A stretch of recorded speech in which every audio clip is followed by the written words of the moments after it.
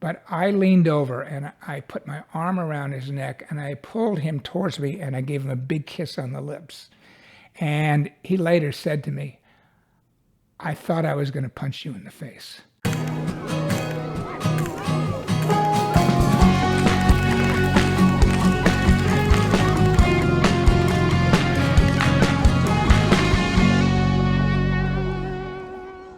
Hi, this is Mike Balaban.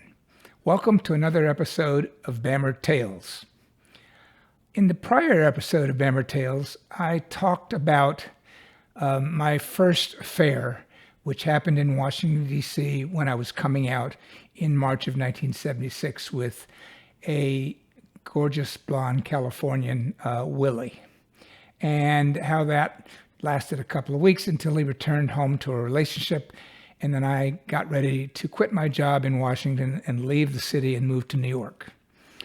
In this episode, I'd like to talk about what happened when I got to New York, how difficult it was coming out, and the experience that led to me having my second affair.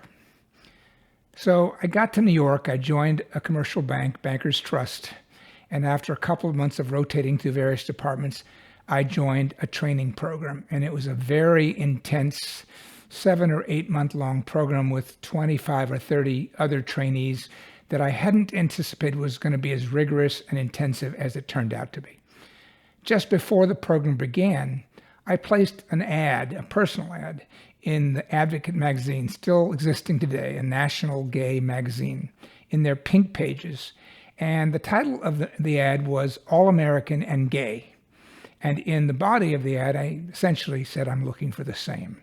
I'm at ease. I'm coming out now and I'm at ease with being gay, but I'm uncomfortable in the gay world. I just didn't know how to find people that looked like me, that had played sports like me, etc. I was intimidated by the New York City gay life. I was in the corporate world in banking in a very conservative, closeted sector.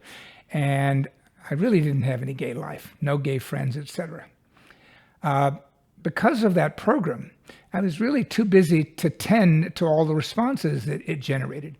I got about 100 or so letters and photos from different people who were interested around the country. I still have those today, and at some point I may use them in a book I'm preparing. But I had no time to respond to them all. And most of them essentially lost interest or gave up on me because of the infrequency of my responses. One of them, however, stuck it out for the 7 months of the training program, staying in touch with me. And at the end of that time, in October of 1976, October 1977, I went up to visit him in Boston. I had high hopes. He was another fraternity brother like me. He had attended another Ivy League institution, Dartmouth, and I went to Brown. And so I thought maybe we'd hit it off and find each other attractive.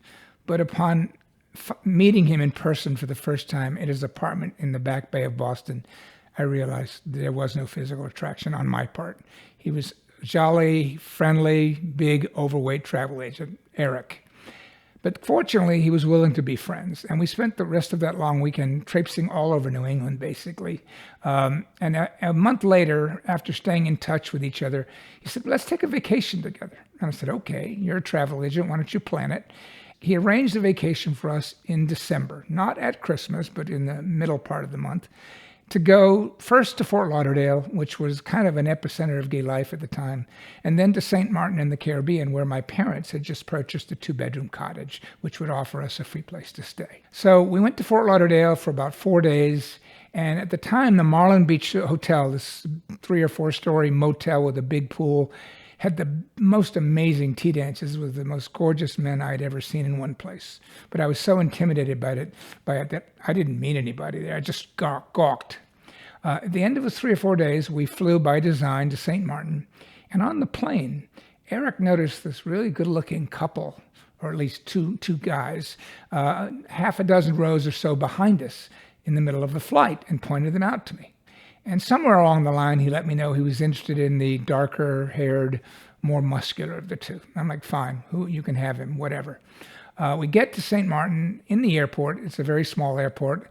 I went to get the rental car that would take us to my father's home. And while I did that, unbeknownst to me, Eric struck up a chat with the two guys. And by the time I got back to him, he introduced me and said, "Hey, these are Maurice and Gary. They're two Vancouver Canadians. They're backpacking and they want to know, having been here before, are you aware of any beaches where they might be able to camp out?" I said, "Unfortunately, I'm not aware. I don't know the area that well." But then looking at Eric and kind of getting a nod of assent from him, I said, "Well, but my father has a 2-bedroom cottage and we've never been there before, but you guys are welcome to come, use one of the bedrooms and stay with us. You'll have to leave when we leave 5 days from now, but until then, you're welcome to join us." And they happily acquiesced. We got in the car. We drove to my dad's house after figuring out where it was. It's at the top of a hill overlooking the Caribbean Sea. We drop our bags in the front door. We start making pina coladas in the blender. And over the next number of hours, we're drinking and smoking marijuana and who knows, for all I know, maybe doing cocaine. And partying up a storm, the 4 of us. Now, Eric and I have no idea if either of these guys might be gay at all or not. And I have never been part of the gay world, so my gaydar is really undeveloped at that point. My assumption was no, they weren't. Around 2 or 3 in the morning, the one that Eric had assigned to me, the less good-looking of the two, but still quite attractive blonde, Gary and I decided we both wanted to go for a swim in the Caribbean and drunkenly stumbled our way a half-mile through brambles and brush and small trees down to the sea.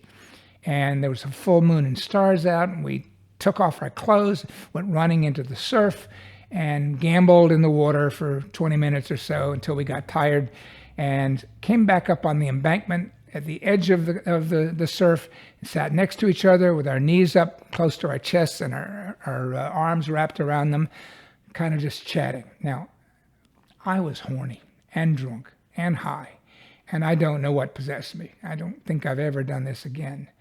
But I leaned over and I put my arm around his neck and I pulled him towards me and I gave him a big kiss on the lips. And he later said to me, "I thought I was going to punch you in the face, but something made me just give in and go with it." And we ended up having this amazing sex, full on, everything, on the beach, in the Caribbean, under a moon and stars, through the rest of the darkness, with sand getting in all the wrong places, of course. When the sun came up, we kind of reluctantly pulled ourselves apart, walked the half-mile back up the hill. As we were arriving at the cottage, Eric and Maurice were waking up and coming out and wanting to go to breakfast. And that's when we discovered that the keys that I'd had in my pants pockets were missing. They'd fallen out while we were having sex. Now, Eric and Maurice didn't know that had been happening, but all 4 of us had to go back down to the ocean and hunt for the keys, and fortunately we found them.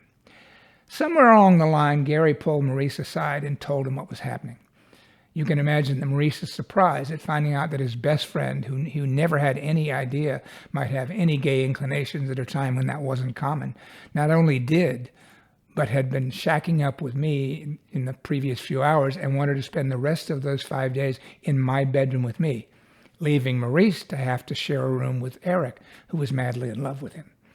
Needless to say, Maurice wasn't all that comfortable and ultimately found this Jewish couple with a 16-year-old daughter from New York and hung out with them during the daytimes playing kadima along the water while Eric did whatever Eric did, and Gary and I had the rest of our affair.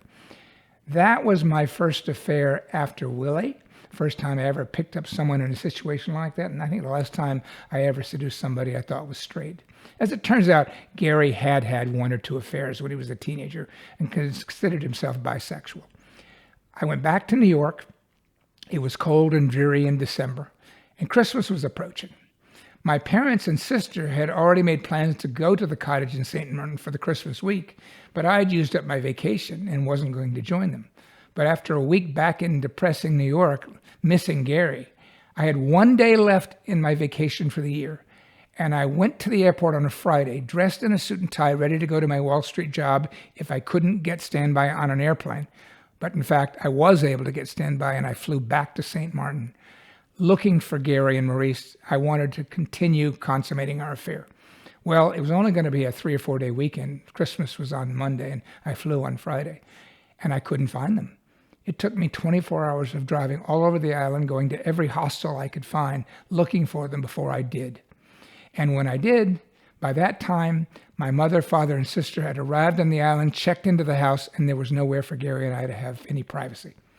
Well, call me ballsy, but I kicked my sister out of the second bedroom, made her sleep on the couch, and took over it for Gary and me. And we used it for the rest of the weekend in full view of my parents. I was just kind of in love or in lust, and I didn't care. And fortunately, I got away with it. Near the end of the vacation, we were at a nude beach that was rarely trafficked, 3 or 4 people in a morning, if that.